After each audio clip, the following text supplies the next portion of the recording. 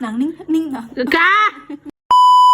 Nah, ngene iki lho, dimaksud tak maksud ki regane murah isine akeh.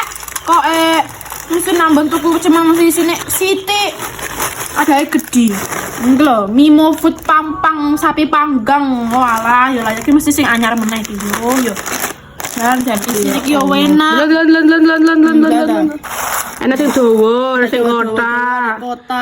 Iki kapri Mbak Risma. Iki lho, isine 400 gram. Rasane gurih sapi panggang. Iki cemilan bodo ya toh, dienggo sahur, dienggo buka ya iso. Ngono lho. Rasane yo gurih tenan ya. Yo, jeniprit pera poso Garang. Gurih. Garang.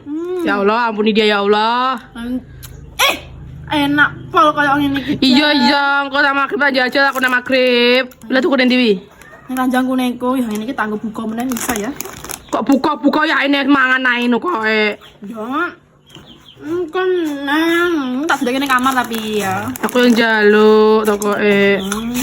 Jangan kacang apine. Pasti larang toh sini akeh macam ngono kuwi. Hei, harganya enggak nyampe 30.000, say. Keren tenan ya. Enggak nyampe 30.000 sontok mes setengah kilo dhewe kayak ngene iki. Gak kaleng-kaleng Mas yo ada gede sini yo akeh.